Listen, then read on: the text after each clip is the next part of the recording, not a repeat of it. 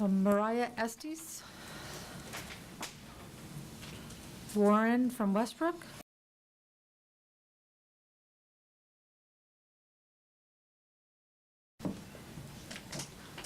Ashley Tobias. Daniel Meyerowitz. Again. To shave again.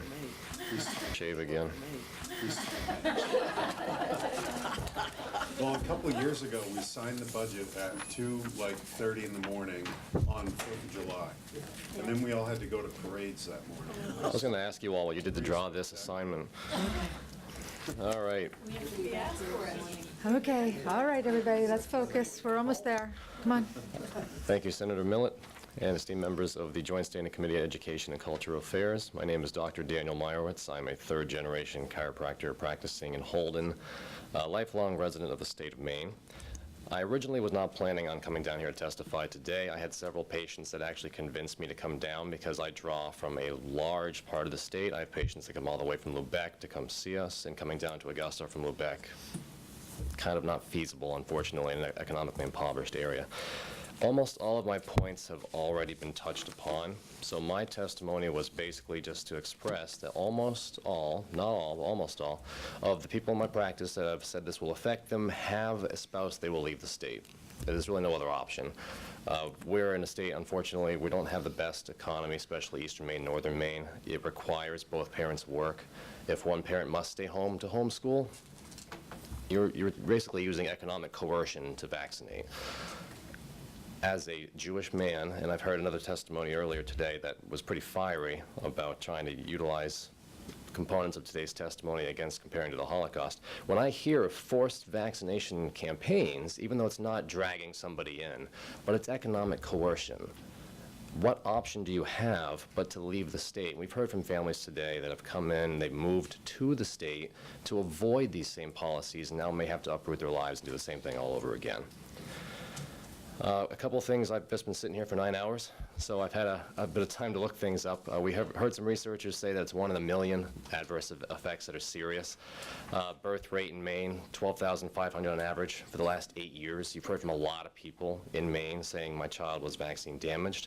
If it's 1 in a million, that's 100 years, I believe, to have one person. So obviously there's some disconnect in recognizing the damage. I'm not saying that we do or do not have policies in place. I don't know. It's not my area of expertise. However, I do think it's important that before any decisions be made that could potentially harm children, you have to have all the information. If that involves a 10-year study, retrospective analysis, actually getting all the data, then so be it. I think it's very important that we go ahead and act under the best impression and information that we have, and we have a lot of information tonight. And last point that I will make is this is the only treatment I know of that is one size fits all. Whether you use an herb, a drug, tanning booth, all people have different responses to different systems and substances into their system. I could go outside and be in the sun 15 minutes and get a burn. My wife could go out for an hour and not get a burn. It's the same dosage of an offending part, UV radiation, but we're going to respond very differently to that. So unless we're going to go ahead and screen every single person for potential reaction weakness, whether it be genetic or some sort of detox issue, I think it's a little short-sighted and potentially dangerous to go ahead and mandate that they vaccinate. Thank you very much. Thank you. Okay, I think there might be several, or at least one person here who did not, who haven't signed up. Can you just raise your hands if you are still hoping to testify? All right, you guys get to play whatever, cleanup and baseball. What is that? Come on. Huh? Oh no, we're so close. We're doing it. We got 2 left. Okay, cool. Okay, I'm going first. Okay. Hello, Senator Millett, Representative Cornfield, and distinguished members of the Education and Cultural Affairs Committee. My name is Alexandra. I am 13 in 7th grade, and I live in Cumberland County. I am vaccinated, and I ask that you oppose LD 798. I will be removed from my school, my friends, and my activities if this passes. There are many problems with this bill. Number one, it doesn't allow spacing out of the vaccines, which my parents have done for me in the past. Number two, this bad bill will allow any new vaccines to be added, including the yearly flu shots that don't work well, and the bad HPV Gardasil shots. My parents read in the newspaper that they wanted to add these to the kids' vaccine list. This bill will allow them and any other new vaccines to be added at any time, which is not okay. I do not get the flu shots, and I have 2 friends that don't get them either. Whenever I go to school during the flu season, many kids I know tell me that they're getting the flu shot. Many kids at my school get the nasal flu shot mist in their nose, which is a live virus that sheds and is contagious. Then later on, they start coughing and sneezing every minute or so. Then before I know it, they're out sick for a few days up to a week. The worst part about this is that throughout the whole day, I have to avoid all the sick kids. My 2 friends and I who don't get the flu shots don't get sick. For all the 13 years I've been on this planet, I've never had a flu shot once, and I rarely ever get sick. Number 3, how's it fair to me that I have to get injections to risk my health just to go to school? If I get hurt, I have to live with these bad injuries, and my parents do too, for the rest of my life. How's it fair to me that in the future I can't go to school because I don't have shots for the HPV, which you get by sex? Why do I need HPV shots for sex when all I'm doing is sitting in a classroom learning? I learned in school about the Statue of Liberty and freedom. The main reason people from other countries come to America is because we have freedom. The government wants to force vaccinate people and kids, whether they like it or not. Doesn't sound like freedom to me. We need to put an end to this. Please don't force me to get every single vaccination. Some are better than others. Please keep the exemptions the way it already is. Please allow me to learn at school, see my friends, and do activities without having to risk my health. Thank you for your time. Thank you, Alexandra, for hanging in there. Yeah, I'm tired. I bet you, well, thank you. You just made me feel better. So sorry if I look dead right now. Okay, and last, certainly not least. And I'm glad I'm on this side, not that side. Senator Millett, Representative Cornfield, distinguished members of the Education Cultural Affairs Committee. A lot of the points that I was going to make have already been made, so I'm not going to go through a lot of that.